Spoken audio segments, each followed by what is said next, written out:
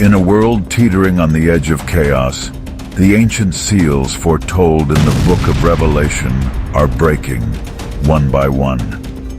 Wars erupt, famine spreads, disasters strike with unrelenting fury. But now, the question remains: how many seals have already been opened? And what awaits us as we draw closer to the final seal? Today, we journey into the heart of prophecy, where angels and forces of darkness clash, and the fate of humanity hangs in the balance. This is the story of the 7 seals. In the vision of John, the breaking of the first seal marks the beginning of the end. A rider emerges on a white horse, holding a bow and wearing a crown. He rides out as a conqueror, bent on conquest. The sound of thunder echoes as he is unleashed, symbolizing the arrival of a force that seeks to dominate the world. But who is this rider? Is he a hero or a deceiver? Many have speculated about his identity.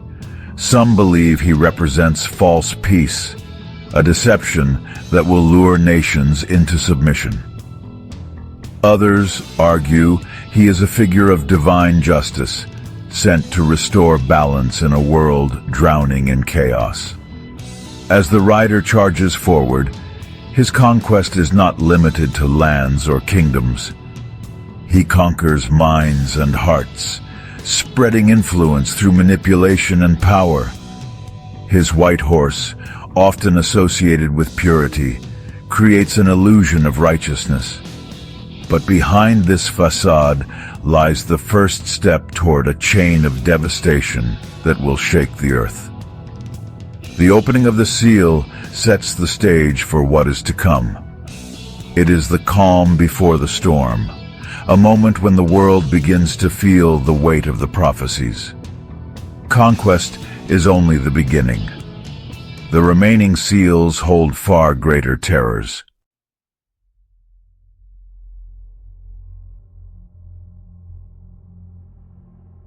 The second seal is broken, and a fiery red horse emerges, its rider wielding a great sword. His mission is clear: to take peace from the earth and ignite conflict among nations. War spreads like wildfire, consuming everything in its path. This rider represents the unraveling of human unity. Nations rise against nations, neighbors turn on one another, and communities fracture. The sword in his hand is a symbol of destruction, but it also represents division, tearing apart what was once whole. Blood flows through the streets as violence erupts on every front. The red horse gallops across the lands, leaving trails of smoke and ash in its wake. Cities crumble, armies clash, and innocent lives are caught in the crossfire. The rider's influence is undeniable, his presence felt in every corner of the earth. The prophecy warns of a time when humanity will destroy itself, driven by greed, hatred, and the thirst for power. The second seal exposes the fragility of human peace, showing how quickly it can shatter when faced with temptation and pride. But war is not the end. It is only the beginning of a greater trial. The third seal waits, ready to unleash its own form of suffering upon a world already torn apart. As the Red Rider fades into the horizon, the stage is set for the next wave of devastation. The third seal is broken, and a black horse steps forward. Its rider carries a pair of scales in his hand, a chilling symbol of scarcity and imbalance. A voice echoes saying, "A quart of wheat for a denarius, and 3 quarts of barley for a denarius, but do not harm the oil and the wine." The world is plunged into a time of famine and economic collapse. The black horse represents deprivation, a world where food becomes a luxury and survival is a daily struggle. The scales in the rider's hand are not only for weighing grain, they weigh the moral choices of humanity during a time of desperation. Will people cling to their faith and compassion, or will greed and selfishness take over? As famine spreads, society collapses. The rich hoard resources while the poor are left to starve. Corruption infects even the most trusted institutions, and the gap between wealth and poverty grows wider. Families are torn apart by hunger, and despair fills the streets. Yet, the prophecy holds an intriguing detail. Oil and wine are not to be harmed. These goods, often associated with luxury, remain untouched.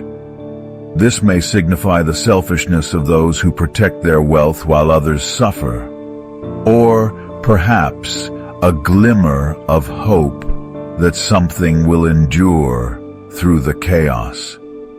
The black horse leaves behind a world stripped of abundance, preparing the way for an even darker force.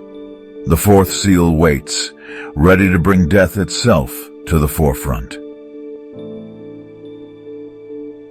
The breaking of the fourth seal unveils a pale horse, its rider named Death. Close behind him follows Hades, symbolizing the grave. Together, they are given power over a fourth of the earth, to kill with sword, famine, plague, and wild beasts. Their arrival is a turning point where the scale of destruction becomes truly unimaginable. The pale horse is unlike any other. Its sickly color represents decay, disease, and the absence of life. Death and Hades sweep across the earth, claiming lives on an unprecedented scale. Entire cities are wiped out, fields are left barren, and once thriving lands become desolate wastelands. This rider is indiscriminate in his destruction. Rich and poor, strong and weak, all are subject to his reign. Plagues spread without warning, consuming populations faster than they can respond. Famine deepens its grip, and wild animals, driven by desperation, turn against humanity. The world enters a state of despair, unlike anything it has ever known. For a quarter of the earth, there is no escape from the reach of the pale rider. His shadow looms over nations, a constant reminder of mortality and fragility. But even death is not the end. The seals continue to open, and the prophecy moves closer to its ultimate climax. Beyond the pale horse lies the promise of justice and the fulfillment of divine judgment.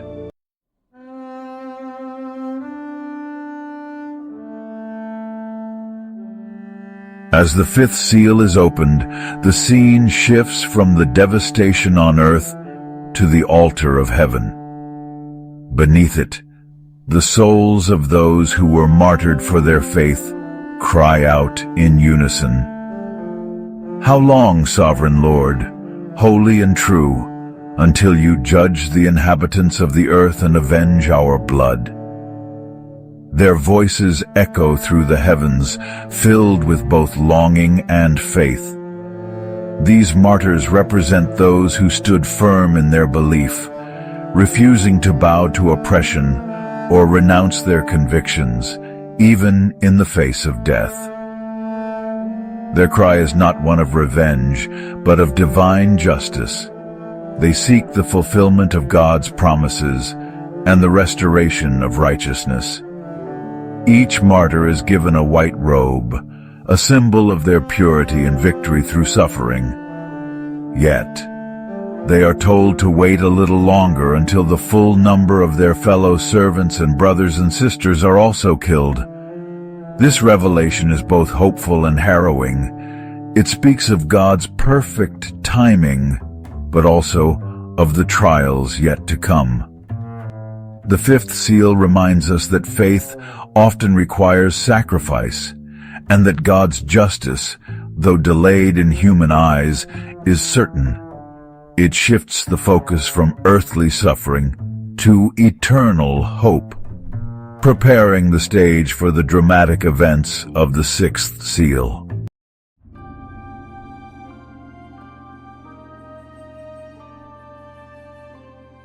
The opening of the sixth seal unleashes unparalleled terror.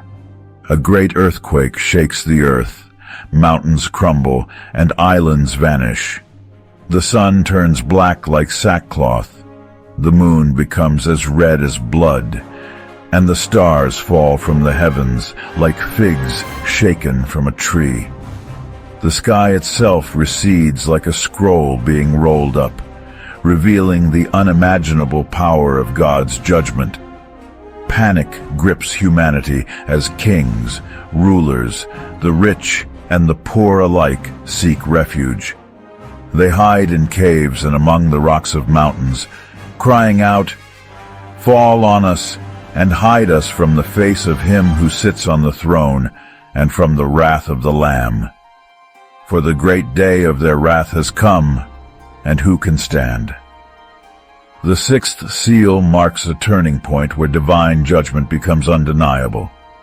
The natural order is overturned, and the world is forced to confront its creator. The imagery is vivid and overwhelming. The heavens and earth quake before the presence of God, and no one is exempt from the consequences of sin.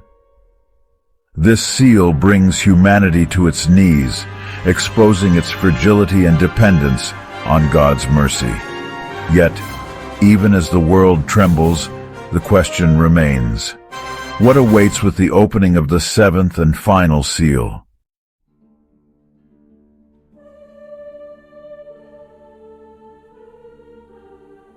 When the seventh seal is opened, something unexpected happens: silence. For about half an hour, the heavens fall completely still, as if all of creation is holding its breath. This silence is deafening, a stark contrast to the chaos unleashed by the previous seals. It is a moment of profound anticipation, signaling the gravity of what is about to unfold.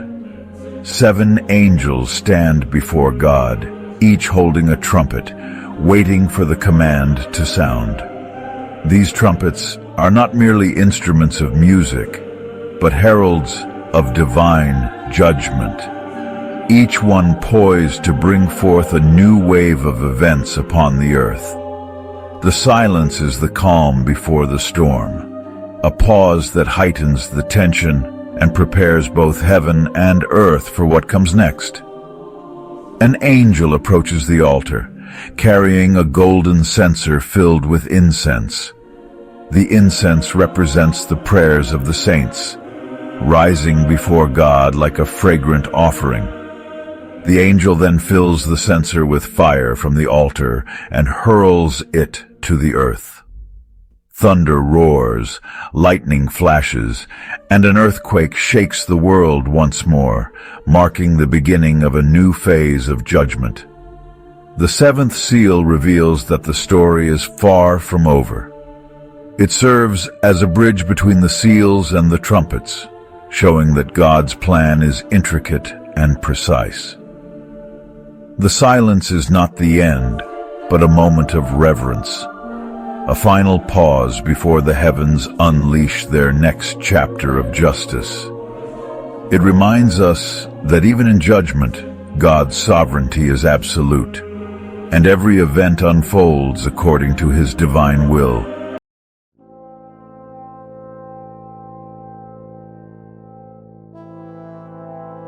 The journey through the 7 seals reveals the unfolding of God's plan, a divine narrative of judgment, redemption, and hope. Each seal carries a weight of its own: conquest, war, famine, death, the cry of the martyrs, the great earthquake, and finally, the profound silence of the 7th seal. Together, they weave a story of humanity's fall, the consequences of sin, and the promise of restoration.